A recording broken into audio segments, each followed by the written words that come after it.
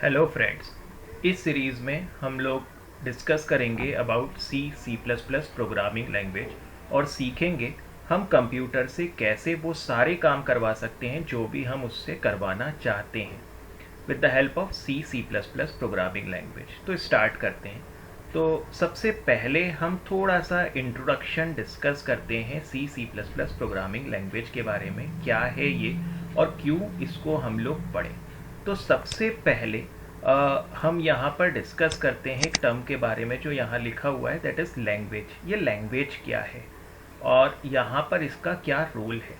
तो अगर मैं सबसे पहले आप ही से पूछूं कि व्हाट इज़ लैंग्वेज, तो आपका आंसर क्या होगा? ओके। तो आप में से बहुत सारे लोग बोलेंगे लैंग्वेज एक मीडियम है जिसकी हेल्प से हम क्या कर सकते हैं, कम्युनिकेट कर सकते हैं। जब भी मुझे अपनी बात सामने वाले को समझानी है तो मुझे एक मीडियम की ज़रूरत है, और वो मीडियम क्या होगा, लैंग्वेज। जैसे अभी हम आपस में मैं अपनी बात आपको समझाना चाहता हूँ तो मुझे एक मीडियम की ज़रूरत है, दैट इज़ लैंग्वेज।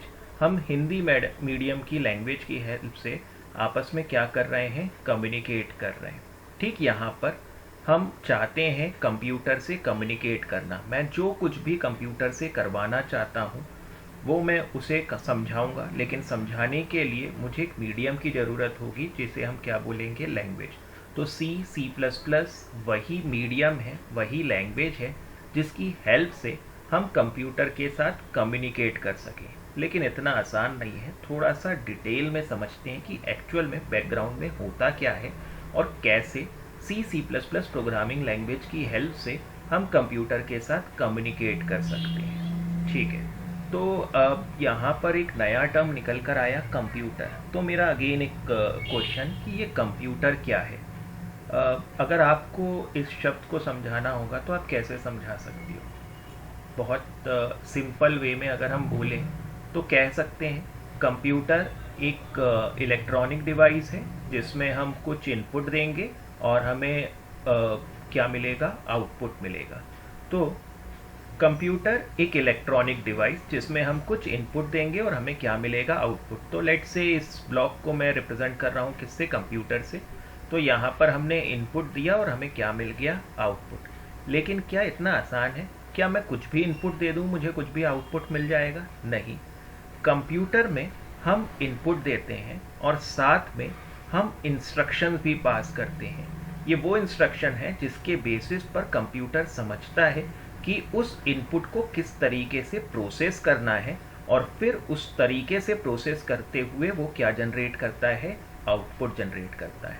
तो अब अगर मैं बोलूं कि कंप्यूटर क्या है, तो it is an electronic device which takes input and instructions, and on the basis of this instruction it produces output. हमसे इनपुट लेगा, इंस्ट्रक्शन लेगा, और इन इंस्ट्रक्शन के बेसिस पर वो इनपुट को प्रोसेस करते हुए क्या जनरेट कर देगा, आउटपुट जनरेट कर देगा। ओके। तो यहाँ से ये तो क्लियर है कि कंप्यूटर क्या है।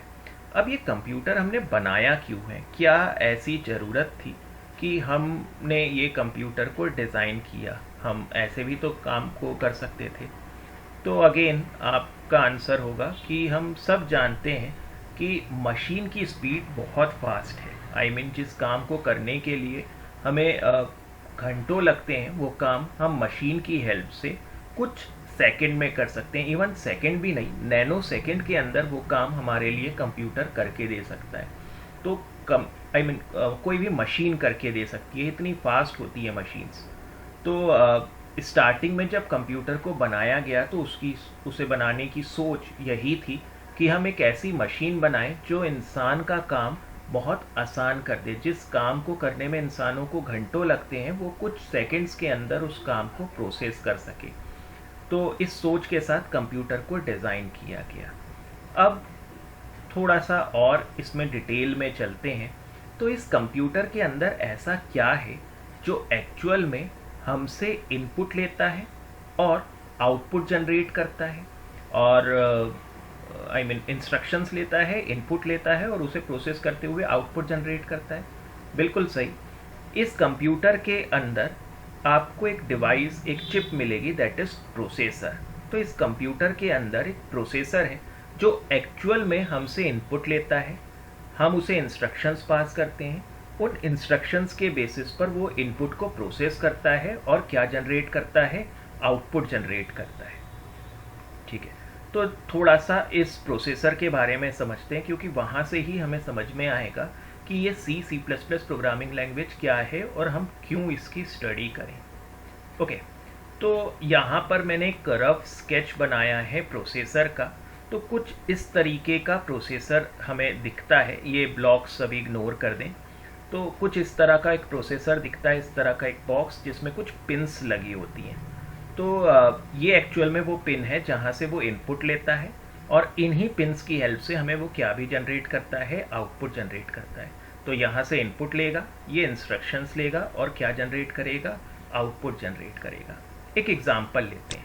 लेट्स से मुझे एक सिंपल सी कैलकुलेशन परफॉर्म करनी है 2 + 4। मैं ये छोटा सा ऑपरेशन इस कंप्यूटर से परफॉर्म करवाना चाहता हूँ। तो मैं इसे इनपुट दूंगा। इनपुट क्या होगा, पहला इनपुट 2, दूसरा इनपुट 4, और इंस्ट्रक्शन में मैं क्या दे दूंगा, प्लस। तो ये समझ जाएगा इसे क्या करना है, एडिशन किसके ऊपर, 2 और 4 के ऊपर, और ये मुझे आउटपुट दे देगा, और आउटपुट क्या आएगा, 6। आसान है, लेकिन ये सिर्फ मैं बोल रहा हूँ, ऐसा कुछ होगा नहीं, क्योंकि आप सभी जानते हो कि कोई भी इलेक्ट्रॉनिक डिवाइस की अगर मैं बात करूँ तो कोई भी इलेक्ट्रॉनिक डिवाइस सिर्फ और सिर्फ एक ही लैंग्वेज समझता है, और वो कौन सी लैंग्वेज है, बाइनरी लैंग्वेज। तो कोई भी इलेक्ट्रॉनिक डिवाइस सिर्फ एक ही लैंग्वेज समझता है, दैट इज़ बाइनरी लैंग्वेज, 0-1 की लैंग्वेज। तो क्या ये बाइनरी लैंग्वेज है, नहीं, ये बाइनरी लैंग्वेज नहीं है। और अगर ये बाइनरी लैंग्वेज नहीं है तो हमारी मशीन इसको समझ भी नहीं सकती। बिल्कुल वैसे ही जैसा हमने स्टार्टिंग में डिस्कस किया था कि जब भी दो लोगों को आपस में कम्युनिकेट करना है उसको एक लैंग्वेज की ज़रूरत है, लेकिन वहाँ एक चीज़ ज़रूर इम्पॉर्टेंट है कि वो लैंग्वेज, वो मीडियम कॉमन होना चाहिए। I mean, मैं कोई दूसरी लैंग्वेज जानता हूँ, आप कोई दूसरी लैंग्वेज जानते हैं, तो क्या हम आपस में कम्युनिकेट कर सकते हैं, नहीं। तो यहाँ पर ज़रूरत है कि हमें मुझे और आपको दोनों को एक कॉमन लैंग्वेज आनी चाहिए जिसकी हेल्प से हम आपस में क्या कर सकें, कम्युनिकेट, जैसा कि यहाँ पर हिंदी है। ओके, तो मशीन तो आज की तारीख में जो भी है वो सिर्फ एक ही लैंग्वेज समझती है, दैट इज़ बाइनरी लैंग्वेज। तो इसे तो कुछ और समझ में आने नहीं वाला। तो अगर अब इस मशीन से मुझे कम्युनिकेट करना है तो मुझे ही कौन सी लैंग्वेज सीखनी पड़ेगी, बाइनरी लैंग्वेज सीखनी पड़ेगी। तो सबसे पहले अगर ये 2 और 4 को मुझे ऐड करवाना है इस मशीन से, तो 2 को कन्वर्ट करना होगा किस में, बाइनरी लैंग्वेज में। 4 को कन्वर्ट करना होगा किस में, बाइनरी लैंग्वेज में। अगर मैं 2 को बाइनरी लैंग्वेज में कन्वर्ट करूं तो वो क्या हो जाएगा, 1 0। अगर मैं 4 को बाइनरी लैंग्वेज में कन्वर्ट करूं तो वो क्या हो जाएगा, 1 0 0। और इसी तरह से अब अगर मैं प्लस को बाइनरी में कोड में कन्वर्ट करूं तो प्लस, लेट से हम प्लस को रिप्रेजेंट कर रहे हैं 111 से। तो अगर मुझे इस कंप्यूटर से एक्चुअल में इंटरेक्ट करना है तो यहाँ 2 ना देते हुए 2 का बाइनरी कोड यानी 1 0 पास करना होगा, 4 ना देते हुए 4 का बाइनरी कोड पास करना होगा, प्लस की जगह मुझे प्लस का बाइनरी कोड पास करना होगा। तो देखें, लेट्स से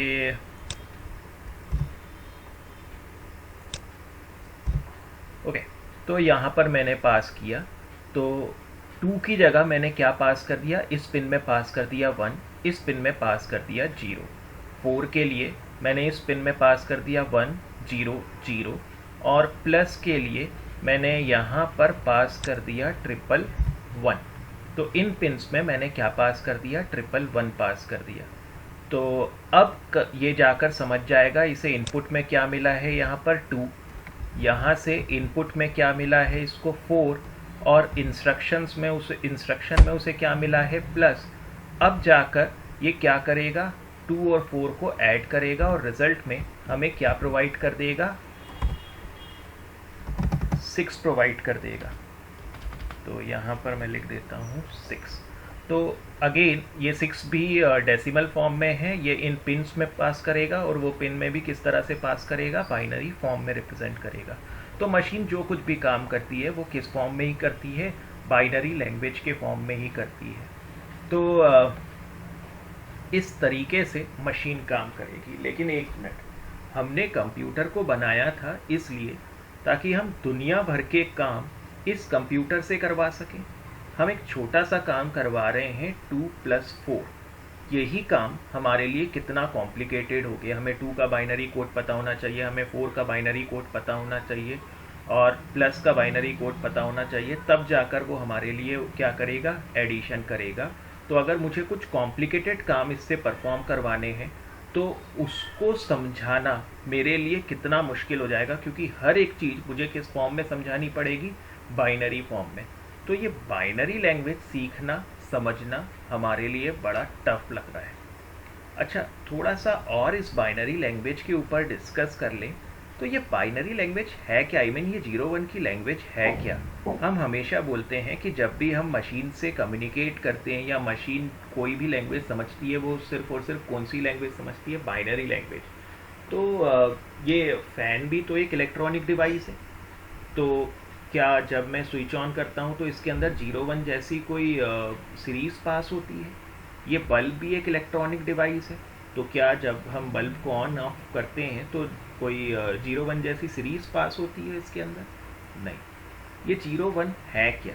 ये 0-1 कुछ और नहीं, वोल्टेज है। एक्चुअल में हमारी मशीन सिर्फ और सिर्फ एक ही लैंग्वेज समझती है और वो वोल्टेज की लैंग्वेज है। अगर मैं बात करूं, आपने कभी बैटरी देखी होगी, बैटरी के पीछे आपने इस तरह के टर्म्स रीड करे होंगे, +-5 वोल्ट, +-10 वोल्ट। तो एक्चुअल में ये वो लैंग्वेज है जो कोई भी मशीन समझती है। तो +5 हम अपनी आसानी के लिए +5 को रिप्रेजेंट कर देते हैं किससे, 1 से। हाई वोल्टेज को हमने रिप्रेजेंट कर दिया किससे, 1 से। और इसी तरह से -5 को हम रिप्रेजेंट कर देते हैं किससे, 0 से। +5 -5 एग्जाम्पल है, 10 वोल्ट भी हो सकता है, 20 वोल्ट भी हो सकता है, कुछ भी हो सकता है। तो हाई वोल्टेज को हम अपनी आसानी के लिए रिप्रेजेंट कर देते हैं किससे, 1 से। और लो वोल्टेज को हम रिप्रेजेंट कर देते हैं किससे, 0 से।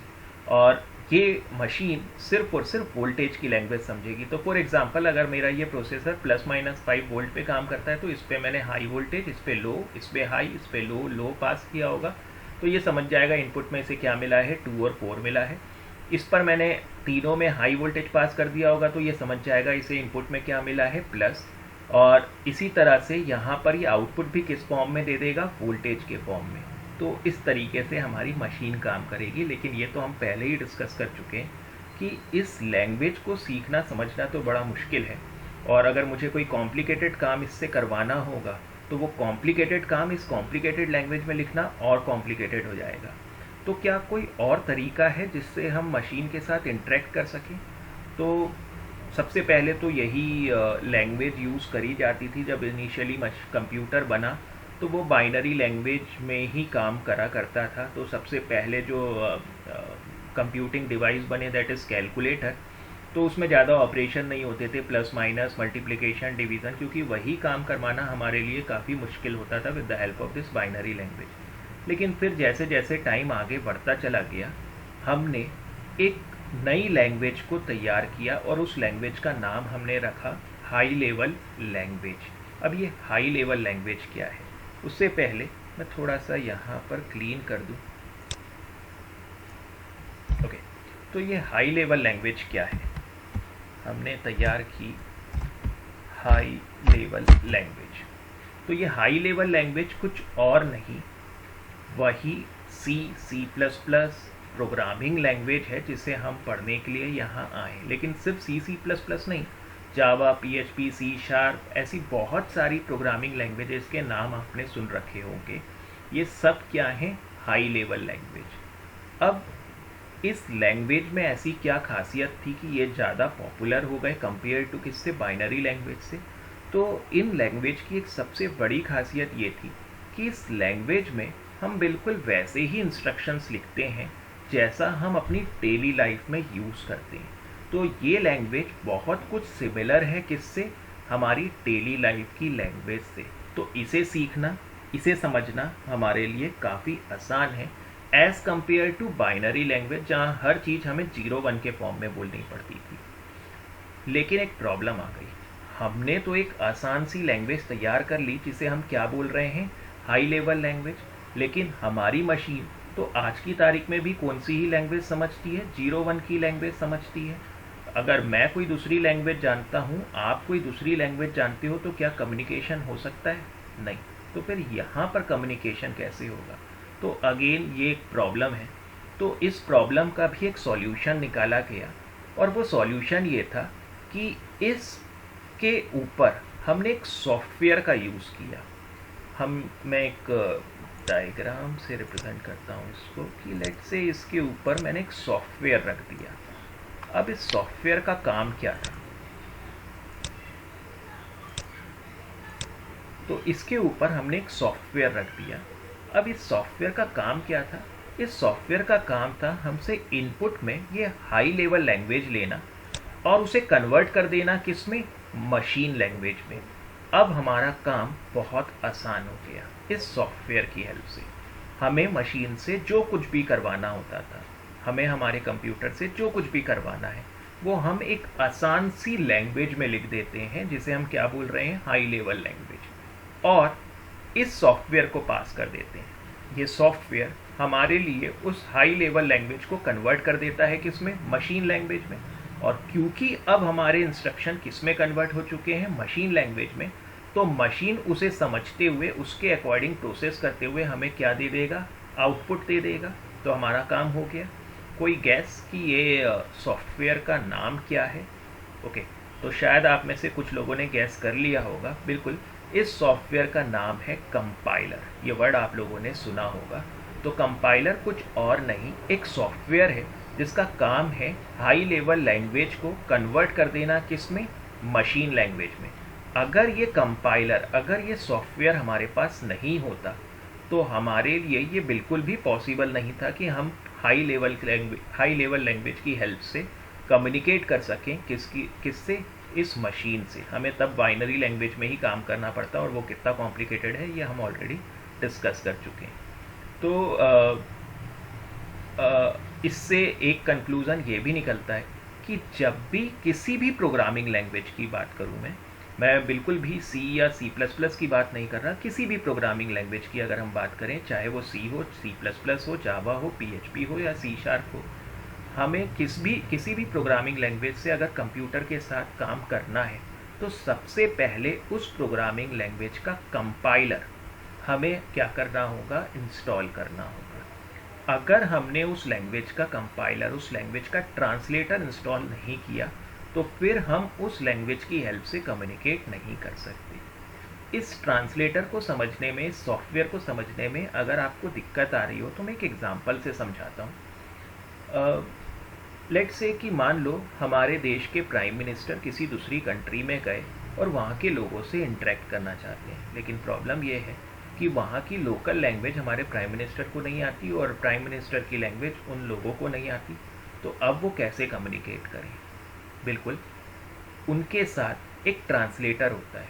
ट्रांसलेटर जो प्राइम मिनिस्टर की लैंग्वेज को कन्वर्ट कर देता है कहाँ पे, वहाँ की लोकल लैंग्वेज में, और वहाँ की लोकल लैंग्वेज को कन्वर्ट कर देता है किस पे, प्राइम मिनिस्टर की लैंग्वेज में। वही काम यहाँ पर कौन कर रहा है, ये ट्रांसलेटर, जो हाई लेवल लैंग्वेज को कन्वर्ट कर देगा किस में, मशीन लैंग्वेज में।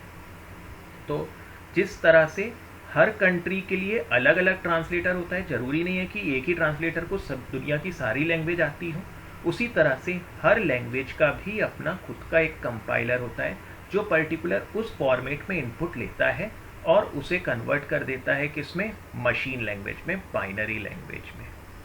तो आई होप यहाँ तक आपको समझ में आया होगा।